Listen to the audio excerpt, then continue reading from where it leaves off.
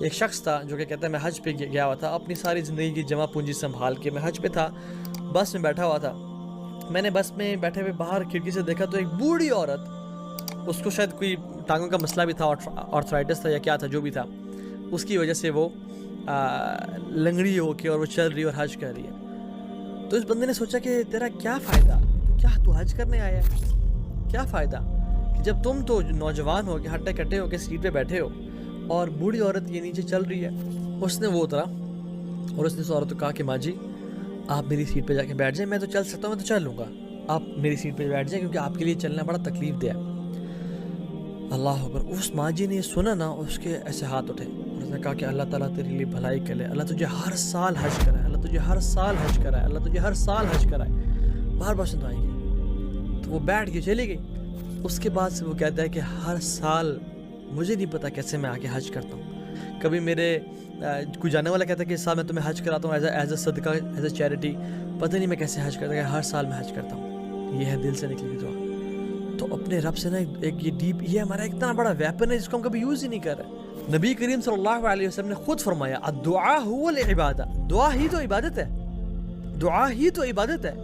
And the basis of every prayer, every Ubadah is دعا.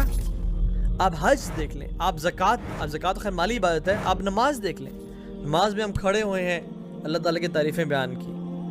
تعریفیں بیان کرنے کے بعد کیا کہا؟ اہدنا الصراط المستقیم. جو ساری تعریفوں کی وجہ تھی وہ یہ تھی اہدنا الصراط المستقیم، یا اللہ مجھے ہدایت دے، مجھے سیدھے راستے پہ چلا.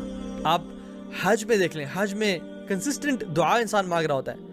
اینڈ the best دعا on the day of Arafah is لا الہ الا اللہ وحدہ لا شریک لہ لہ الملک ولہ الحمد وہو علی کل شیء قدیر. This is دعا and this is the best دعا جو کہ اللہ کے امین اور تمام انبیاء نے عرفہ کے دن مانگی. یقین جانیں آپ کا لاسٹ کنیکشن اللہ تعالیٰ سے صرف آدھے گھنٹے کی دوری پہ ہے. آدھا گھنٹہ چھت پہ چلے جائیں، آدھا گھنٹہ اکیلے ہو جائیں، اپنی گاڑی میں بیٹھ جائیں، کہیں بھی چلے جائیں، مصلی پہ بیٹھ جائیں اور ہاتھ اٹھائیں اور اللہ تعالیٰ کی حمد و ثنا بیان کریں، جتنی آتی ہے کثرت سے بیان کریں.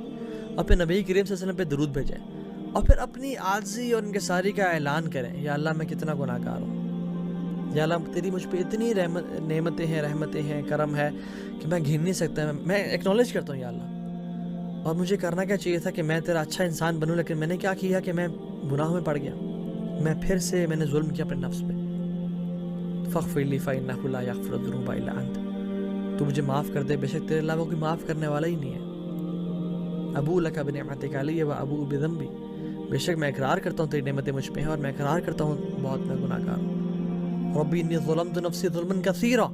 یہ ہمیں ہر تشہد میں دعا مانگنی چاہیے. ابو بکر صدیق کو رضی اللہ تعالیٰ عنہ، ان کو اللہ کے مین نے یہ ایڈوائز کی تھی کہ ابو بکر یہ دعا مانگو، ربی انی ظلمت نفسی ظلما کثیرا. یا اللہ میں نے اپنے نفس سے ظلم کیا اور بہت زیادہ ظلم کیا ہے. ولا یغفر الذنوب الا انت.